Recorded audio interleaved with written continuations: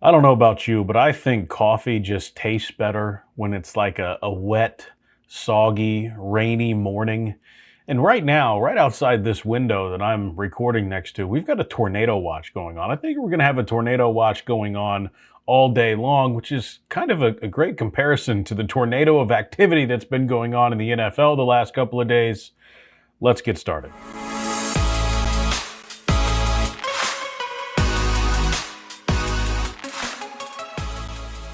Hi, hello, and welcome in to the Ball Don't Lie podcast. This is episode number 178. My name is Austin Elmore. I'm your host. You can call me Audie. And I think a tornado is an accurate depiction of all the stuff that's been going on in the National Football League since we last spoke, most notably beginning at Monday at noon. That's when the legal tampering window officially opened, aka you can begin negotiating with free agents. There's been some big trades. There's been some teams backing out of said trades. There's been some big acquisitions. There's been a lot going on. But today, let me be the first to tell you, Happy New Year. Happy New League Year officially begins at 4 p.m. today. You got to have your I's dotted. You got to have your T's crossed. You got to get under the salary cap. Everything's got to be in order, buttoned up, and ready to go by 4 p.m. today for all 32 teams in the NFL so that you begin the process of going into next season. So that starts today. And basically, it's a lot of signing the papers and making everything official with the people that you've agreed to terms with over the last couple of days. Let's start, obviously, with the Cincinnati Bengals. The Bengals are better right now than they were 2 days ago, 3 days ago. At Monday at noon, they needed a lot of help on their defense. And by Monday at 6 p.m., they got a lot of help on their defense. But you need more help on that defense. I think right now, after day one, I would have given the Bengals an A. After day two, I would have given the Bengals a C-. And right now, as it currently stands, it is 8:10 in the morning on Wednesday, March the 11th. I'll try to keep you updated if anything happens while I'm on the air or while I'm recording this. But, it's tough because I got my phone in Do Not Disturb.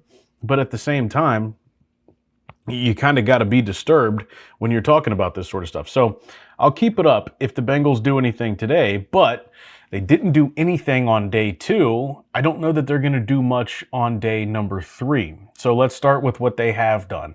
They signed safety Brian Cook to a 3-year, $40.25 million deal. This immediately upgrades your free safety position. He's the guy who's going to replace Geno Stone. And you may have heard this by now, but in case you haven't, the best stat about Brian Cook, he's a great tackler. It's the exact opposite of Geno Stone. As a matter of fact, over the last, however many seasons, I think Brian Cook in his career, if I'm not mistaken, Brian Cook in his career has missed 22 tackles. Geno Stone last year missed 23 in a single season. There are two different types of people in the NFL, those who search for contact and those who do anything to avoid it, want nothing to do with it. That's what we're talking about when you compare these two safeties. Brian Cook has elite range. He can be incredibly physical. He's got really good ball skills, but he's been more of a true safety, a true free safety in Steve Spagnuolo's offense. I expect the Bengals to tap into his physicality, his willingness to tackle, him wanting to come up and help in the run game. I expect that to be part of Al Golden's plan for him. Not necessarily using him as a strong safety, but in ways using him as a punisher and just kind of flirting with him up in the box. Because he doesn't have many pressures. I think just one pressure over the last year or two in Steve Spagnuolo's defense in Kansas City. I think Al Golden will use him in some of those different spots, especially if the Bengals go and draft a safety like Caleb Downs in round number 1. Either way, 3 years, $40.25 million. The Bengals finally put their hand up and say, hey, we screwed up with Jesse Bates 3 years ago. We're tired of trying to patchwork this position. We're going to fix it.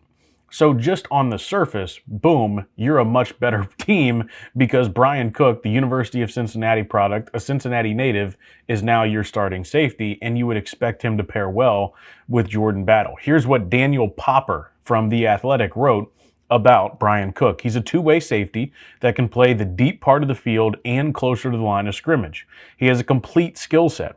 consistent eyes in zone, a deep field presence, run and hit ability in the alley, physicality, and a quick trigger on screens and swings. Cook will deliver the boom on tight window throws over the middle. Though he played mostly as a deep field safety with Steve Spagnuolo, he has the potential to do more, particularly as a blitzer. So the Bengals get him 3 years, $40.25 million. Most of that money up front, I think $18 million of it in year number one, provides flexibility for the Bengals moving forward.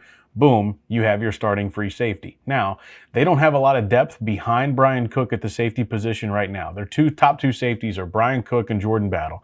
After that, you've got Dejon Anthony, you've got PJ Jules, and you got some other guys that you're not really high on. So, Tyson Anderson still out there, special teams guru for the Bengals and has been the backup safety. Wouldn't be surprised if the Bengals go after him. Wouldn't be surprised if the Bengals still draft one sometime in the first 3 rounds, maybe even at number 10 if Caleb Downs is available. But either way, that part of your defense you feel much better about because, simply put, Geno Stone's not there. That's going to make you a better defense. So the other part of this was the edge rushers. What are the Bengals going to do at the edge? Trey Hendrickson is gone, and more on Trey in just a little bit. But you had a resurgence from Myles Murphy. You're not giving up on Shamar Stewart. You feel like there's still some untapped potential there.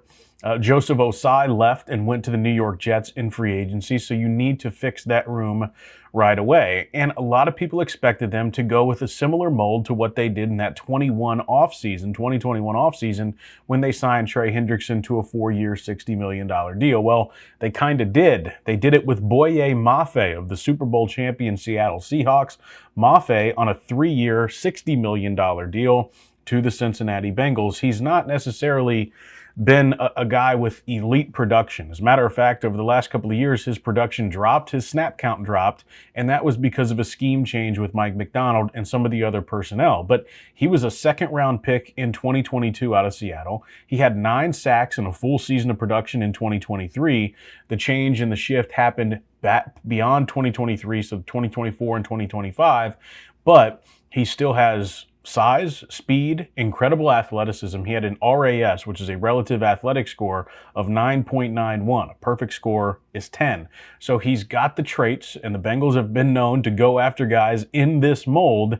And on top of that, he's got the underlying metrics that would suggest to you he's worth a shot when it comes to the pass rush situation. How about this? Highest pressure rates in the 2025 season for guys currently on the Bengals roster. Okay, so last year, the best pressure rate on the defense was Myles Murphy. He was getting pressure 11.3% of the time.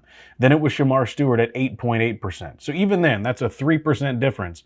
Then you drop down another 2% to B.J. Hill at 6.9%, and T.J. Slayton, who's a nose tackle, at 6.5%. So the Bengals look at this and they think, okay, we need more of those guys in double digits. So you sign Boye Mafe. He's already the leader on the team. Last season alone, albeit in limited snaps, but still plenty of work, Boye Mafe had a 13.2% quarterback pressure rate, according to ESPN Stats and Info. He's also the only current Bengal to generate 5 or more pressures with an average time to pressure quicker than 3 seconds last season. Those are just a couple of stats on Boye Mafe. He's going to be off the edge. He's going to be in a consistent role. He's going to be in that Joseph Osai role. He's going to be playing a lot. The Bengals still need more on the edge rushers, on the defensive line, and specifically with the edge rushers. Take you back to 2024. Daniel Jeremiah. This was like week 1. Daniel Jeremiah is the lead NFL draft analyst for the NFL Network. He also does Los Angeles Chargers radio. He's one of the voices I respect the most in the pre-draft process, in the player evaluation process, a longtime scout in the National Football League. Daniel Jeremiah said this on September 9th, 2024. I'd like to buy all of the Boye Mafe stock that's available. He's on the cusp of being a superstar. He plays at a different speed, and he's starting to learn how to rush the passer. I think that's still one of the things about Mafe that a lot of people would say that he needs to get better at, is that pass rush plan, those different parts of being a pass rusher. And I feel confident that Jerry Montgomery, the Bengals defensive line coach, will be able to develop that for him. So last year he had 2 sacks, he had 40 pressures, 31 tackles, 3 TFLs plus run stuffs, and according to the Athletic, had a splash play rate of 3.2%, which is pretty good. Let's start with the run part right there, TFLs and run stuffs. He's already better than Trey Hendrickson when it comes to that. He might be just as good as Joseph Osai, we'll see. But that in and of itself, you've got to be able to be on the field on those rundowns. Trey Hendrickson couldn't do that. Trey Hendrickson is just not that type of player anymore. So Boye Mafe being able to help them against the run is a huge, huge help for the Bengals defense. Here is what Daniel Popper had to say about him. He was a rotational piece on Seattle's loaded Super Bowl defense in 2025. He played 50% of the defense's snaps under Mike Macdonald, but he has upside in a more full-time starter role. Mafe is an elite athlete with a high motor and closing speed in space. He is also disruptive against the run. He needs to refine his pass rushing moves to take the next step in his career. So as I said earlier, the Trey Hendrickson deal was 4 years, $60 million. The Boye Mafe deal is 3 years, $60 million. Very minuscule percent of the cap because so much of it is coming up front in cash. That means the Bengals still have flexibility to get more moves done. And also, this is a guy that you're banking on the upside, much like you did with Trey Hendrickson. You liked the metrics, you liked what you saw, and you still believe in him as a developmental piece. He's just 27 years old. Boye Mafe instantly makes the Bengals better. So I think everybody looks at that after day one and you think, okay, great. The Bengals, fantastic. Like, they've got 2 starters on defense in free agency. They've spent money. They've got the money up front. They've still got flexibility for future years. They've still got flexibility for this year. Now what's next? And I had it on this podcast and I was 1,000% confident about it. The Bengals are going to sign a linebacker. Well, they didn't. They haven't. I don't know why. 2 guys that went yesterday that I thought the Bengals would be eyeing were Leo Chenal, the linebacker from the Kansas City Chiefs, still young. He can provide that blitz off the edge, kind of what Demetrius Knight was doing towards the end of last year. He can be that last guy on the line of scrimmage. He's a physical runner. He has incredible hit power. Like, this is a dude, and by physical, I should say physical defender, not a physical runner, but he's fast and physical. He's the prototypical linebacker that you would want when it comes to the scheme that Al Golden wants to run. And there were a couple linebackers that the Bengals were in on. Now, Demario Davis was one of the names we mentioned, veteran linebacker. He signed pretty early in free agency with the New York Jets. But you got into day 2, and Leo Chenal was there. And Caden Ellis was there, who is a very similar linebacker who's been with Atlanta for the last couple of years. And it feels like this is a guy who can do that same thing, exactly what you want in Al Golden's scheme. But let's rewind back to night number 1. There is conversation all of a sudden that the Bengals are in on Devin Lloyd. Devin Lloyd was probably the best available linebacker in free agency, the former Jacksonville Jaguar. The Bengals are apparently in on him. Okay, great, wonderful, sensational, great. And then they don't get him. He goes to the Carolina Panthers. But the teams in the mix for him were the New Orleans Saints and the Bengals and the Panthers. So it makes me think, okay, well, the Saints are going to try to make a run at one of these guys as well, meaning Leo Chenal or Caden Ellis. Well, that's exactly what they did. Caden Ellis signs with the New Orleans Saints, and then Leo Chenal signs with the Washington Commanders. And the part that's hard to understand is the deals that these guys signed. Leo Chenal signed a 3-year, $24.75 million deal. That's clearly well within the range. Meanwhile, Caden Ellis signs a 3-year, $33 million deal with $23 million guaranteed. That's well within the range of what you want if you're a Bengal fan. And what I think is interesting is, and what I think a lot of Bengals fans were thinking is, how can you be in on Devin Lloyd, who gets $15 million a year and gets a bunch of money guaranteed, and apparently be in that race until the very end, but not in the race for Leo Chenal, not in the race for Caden Ellis? That doesn't really make sense. Well, come to find out, Paul Dehner Jr. of The Athletic, shout out to him. He had me on the Growler podcast the other night, which I really appreciate, and thank you. If you're coming here from there, thanks for being here. Paul said that the Bengals actually weren't really all that serious in on Devin Lloyd.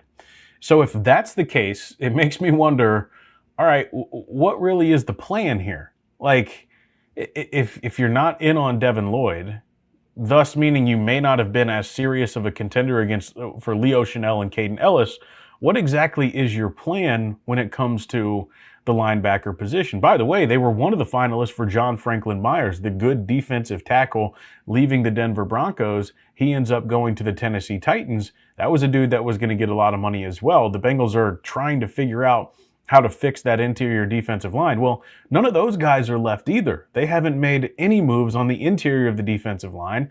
They haven't made any moves at the linebacker spot. Now listen, 2 new starters is great, and the Bengals should be happy about that, and all the Bengals fans should be happy about that. But it's not good enough. You can't just say, okay, we're going to get these 2 guys, and that's going to fix everything. You're putting way too much on the idea that the Bengals are going to be fine with Demetrius Knight and Barrett Carter again. That's a foolish proposition. And you've also openly said that you want leadership and you want a different skill set at the linebacker position, and you haven't gone out and gotten it. And you have the money to be able to do so. For a offseason that has to be nailed and for the urgency that they're supposed to be working with, I don't like what I'm seeing so far with the Cincinnati Bengals and the way that they're going about their defense. So I'm frustrated through day 2. I'm happy that they got 2 new starters. They probably need 2 more. And that's the issue, because when you look at who's available going into day number 3, which should be the official start of the new league year today, when it comes to those positions from, let's say, from an edge rusher spot. Yeah, they already got one, but they need another one. Okay, Arnold Edebike, still there, former Atlanta Falcon. Kayvon Chason, New England Patriots, still there. Even a guy like Joey Bosa or Jadeveon Clowney, like, those guys are still there. But when it comes to linebacker, the next one up is Lavonte David. He's 36 years old. Yeah, I don't know that there's a lot of interest in Lavonte David. What about Bobby Wagner? I'd be interested in Bobby Wagner. He's 36 years old, still played really well, would provide instant leadership and can still tackle and be really good. I don't know what his price tag is going to be, but that's one that would make sense to me. Shaq Thompson with the Buffalo Bills? Okay. But these are tier 3 and 4 free agents, not tiers 1 and 2 that could have helped your defense not only this year, but in future years. That's what I'm frustrated about when it comes to the Bengals. There are still some decent rotational edge piece guys that are still out there that you might be able to get. I think the Bengals are probably going to draft one as well. But still, you have plenty of money still available, and you didn't go and get the guys that you needed at all 3 levels of the defense. You got the back level, you got the front level, you didn't get the mid-level. And last year, the Bengals linebacker play was historically bad.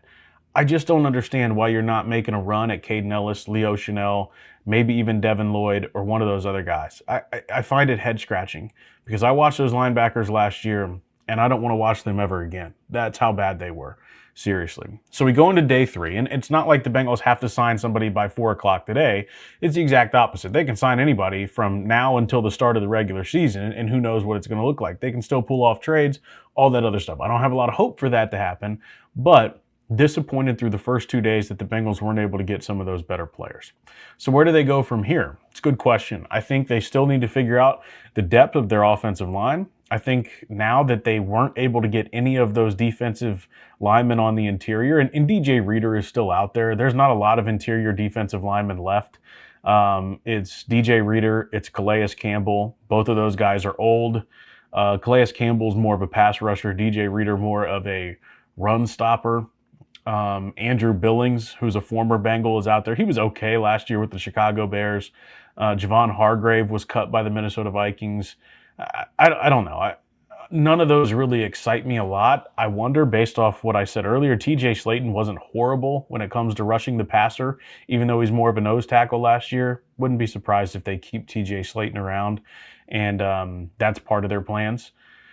But either way, it feels like yesterday was a big missed opportunity. I still think they should sign somebody like Arnold Edebike or Kayvon Chason or one of those veteran players. Maybe it's Clowney, maybe it's Bosa, maybe it's Cameron Jordan as a guy who can come in and be a veteran and be a leader on that defense, because they need that. Now, you would like it to be at the linebacker position, but if it's not going to be at that position, it needs to be up front on the defensive line as well. So, don't know exactly how that's going to play out, but I think the Bengals had a huge, huge missed opportunity on Tuesday.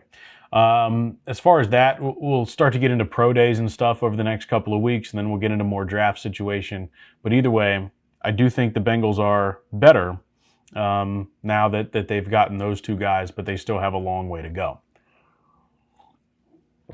So the other story, and the biggest story, and I'm going to refresh my page here to see if there's anything that I have updated or that I may have missed. So the Baltimore Ravens traded 2 first-round picks to the Las Vegas Raiders for defensive end Maxx Crosby. Maxx Crosby just had a meniscus repair surgery about 2 months ago. And the Ravens said, we'll give you 2 first-round picks for him. Fantastic. And I was pissed about this because Maxx Crosby's really good. He's an elite run defender.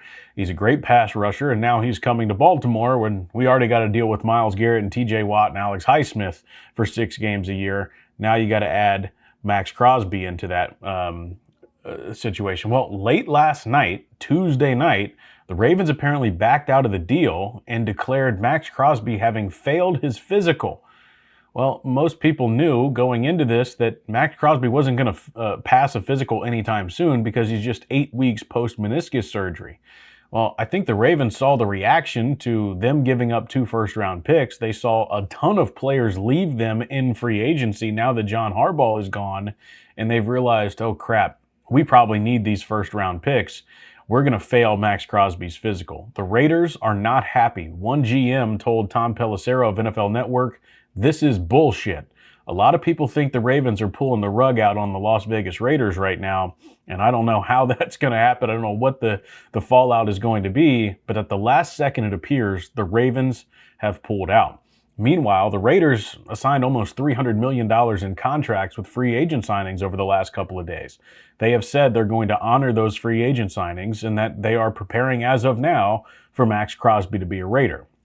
I don't think he's going to be, but that's what they are preparing for as of now. The other big story is that, what does that mean for Trey Hendrickson? Trey Hendrickson not signed by a team yet. Trey Hendrickson, according to Jonathan Jones of CBS Sports, was about $10 million off on his asking price compared to what teams were willing to give him. Raise your hand if you've heard that Trey Hendrickson is not as valuable as he thinks he is. That would mean that you've listened to this podcast, or you've listened to Cincy 360 on ESPN 1530, or you know a smart Bengals fan that will tell you Trey Hendrickson, good player, not great player. He's not at the level of Maxx Crosby. He's not at the level of Myles Garrett. He's not at the level of those other elite edge defenders. And right now, Trey Hendrickson, still available, and is understanding that his market maybe not quite what we all thought it was. That being said, Diana Rossini reported Tuesday night that Trey Hendrickson would make a decision today. Some teams have reached out to him, including the Buffalo Bills. Well, apparently that's changed. I'm seeing this from Diana Rossini about 10 minutes ago. Trey Hendrickson's market has changed over the last 24 hours. The Eagles, Colts, and now Baltimore Ravens are all making offers in an attempt to land Trey Hendrickson.